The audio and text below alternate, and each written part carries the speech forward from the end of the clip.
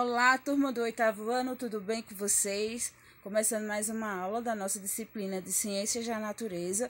Hoje começamos uma abordagem mais física do nosso conteúdo, né? Durante todo ano a gente viu mais a parte de ciências e hoje a gente começa a parte de física, com energia elétrica e seus usos, que a gente vai estar destinando agora a verificar a carga elétrica. Então, a gente vai verificar que a ciência atual, ao observar tudo que está à nossa volta, ela compreende que tudo que está nos cercando é composto por átomos. E esses átomos são a unidade eletricamente neutra da matéria, em que é possível identificar a que elemento químico ele pertence. E o átomo, para ele conseguir essa afirmação de que ele era o que formava a matéria, levou aí cerca de 25 séculos de debate.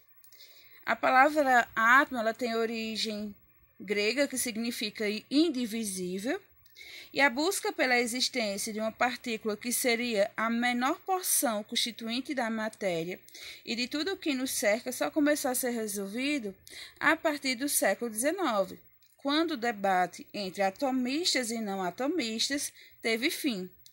E hoje, para a ciência, os átomos são constituídos de partículas ainda menores. Isso significa que o átomo, mesmo que em sua palavra de origem signifique que ele é indivisível, a gente percebe que ele sim é dividido, porque ele é formado por partículas ainda menores.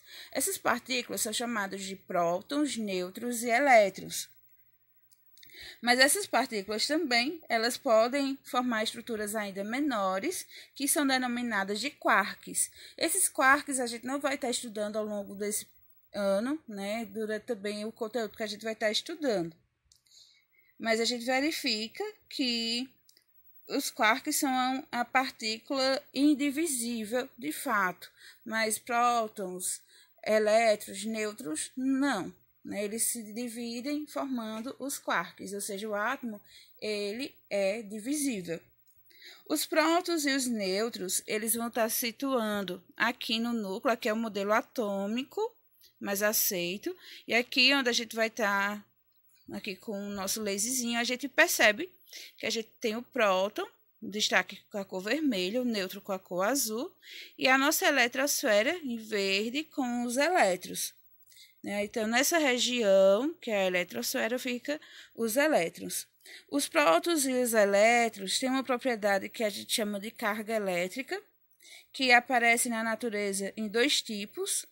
Os prótons, eles vão apresentar a carga convencionada e positiva, e o elétron e cargas negativas, enquanto os nêutrons não apresentam cargas, por isso que até o nome nêutron.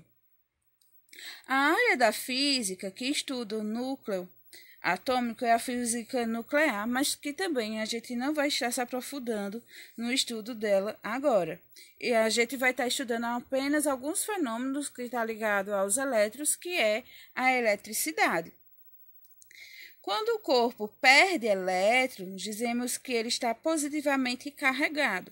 Quando ele ganha elétrons, dizemos que ele está negativamente carregado.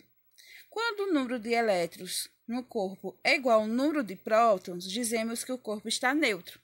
A gente verifica aí que o corpo vai ter a tender a doar e a receber elétrons e não prótons. E a partir do momento que ele doa elétrons, ele vai ficar com mais cargas positivas, então vai ficar eletricamente positivo. Agora, se ele recebe elétrons, ele vai ficar com mais cargas negativas, ficando denominado aí de corpo eletricamente negativo. Agora, se a quantidade de cargas positivas e negativas, ou seja, de prótons e elétrons, seja igual, eles vão ser denominados de corpo neutro. E a gente pode verificar que dois corpos eletrizados positivamente se repelem, e que o mesmo ocorre com corpos eletrizados negativamente, ou seja, cargas iguais vão ter a tendência a repelir. Agora, quando essas cargas em um corpo tiverem aí sinais opostos, positivos e negativos, eles vão ter a tendência a se atrair. E é importante saber que nos fenômenos elétricos, né, não há ganho ou perda de prótons, somente de elétrons. Então, o corpo ele está negativamente carregado quando ele ganha elétrons e positivamente carregado quando perde elétrons.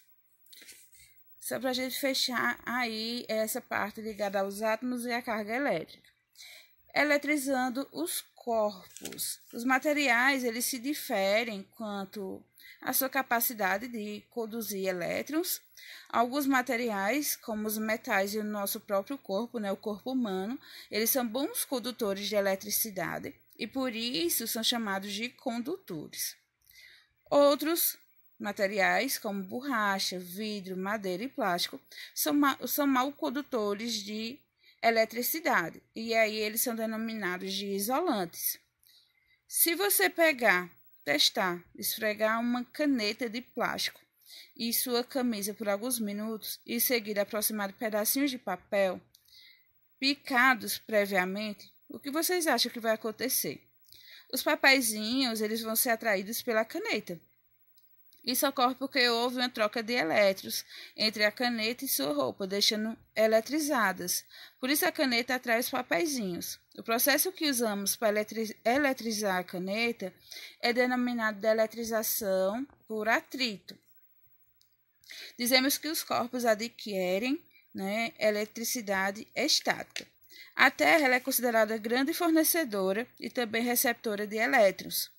Quando o corpo carregado positivamente é colocado em contato com a Terra por meio de um fio condutor, elétrons passam dela para o corpo neutralizando. Quando o corpo é carregado negativamente, ele é colocado em contato com a Terra e os elétrons passam de um corpo para a Terra, deixando o neutro também. Em outras palavras, corpos condutores carregados, quando ligados à Terra, eles acabam descarregando com muita facilidade. Tá? E aí a gente tem um exemplo com o fio condutor denominado de fio terra, que aí vai fazer com que esteja a condução dessas cargas. Né?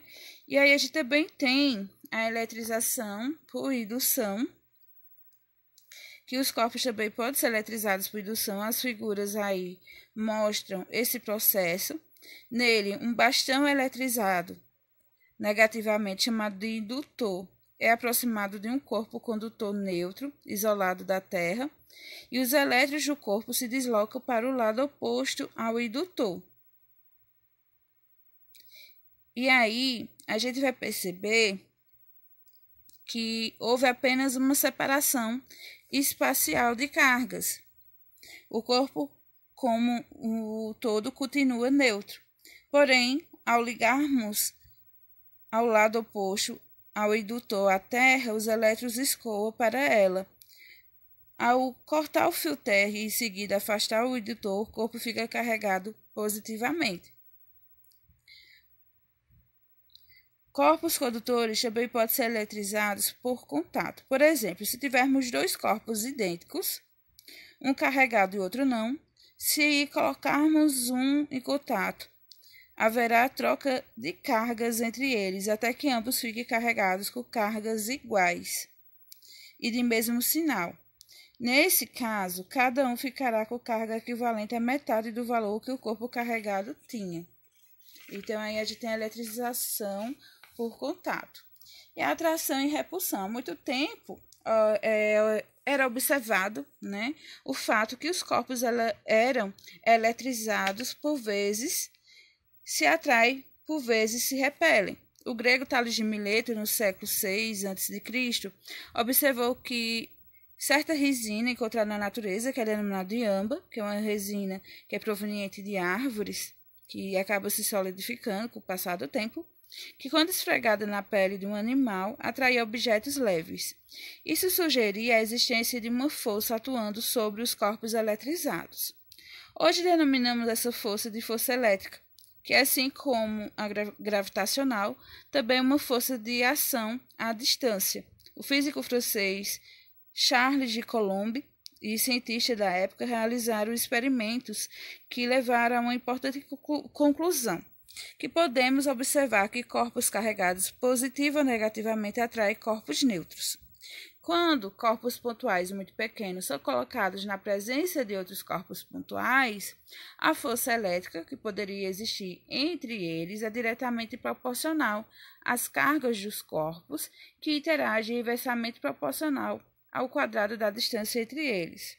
Imagine que um bastão carregado positivamente se aproximou de uma esfera condutora neutra isolada, como vai estar apresentando no livro de vocês na página 252. Em que os elétrons da esfera vão estar se deslocando no sentido do bastão, deixando a esfera polarizada, positiva de um lado e negativa do outro. Como podemos observar no detalhe, como a região negativa está mais próxima do bastão que a região positiva, a esfera é atraída por ele, ou seja, pelo bastão. E aqui a gente tem a corrente elétrica, que nada mais é do que o deslocamento ordenado de elétrons. Então, como a gente viu, os elétrons eles se deslocam com facilidades em corpos que a gente denomina de condutores. Para que a corrente elétrica ela circule por um aparelho e ele funcione, é preciso que se estabeleça nele um circuito fechado. Um dos cuidados necessários para o aparelho funcionar de forma adequada é submetê-lo à quantidade correta de corrente elétrica especificada no manual do produto.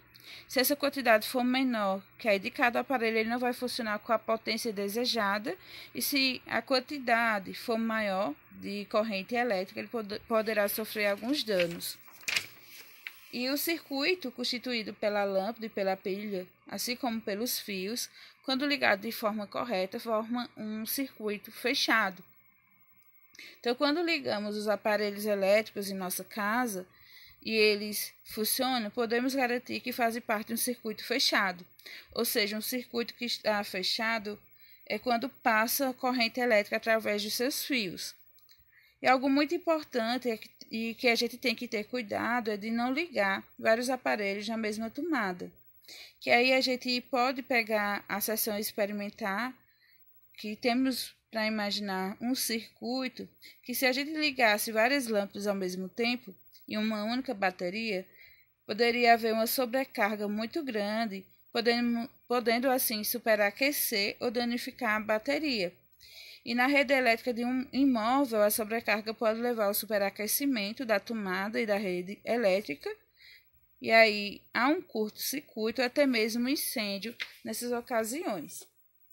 Então, gente, essa foi a nossa aula de hoje. Deu um errinho aqui no final, mas essa foi a nossa aula de hoje. Eu espero que, no mais, vocês tenham compreendido essa parte introdutória do conteúdo. Em caso de dúvidas, me procure, que eu estou disponível para esclarecer. Anotem, pesquisem mais informações sobre o assunto, porque fazer ciência é estar buscando por mais informações diante das curiosidades levantadas, tá?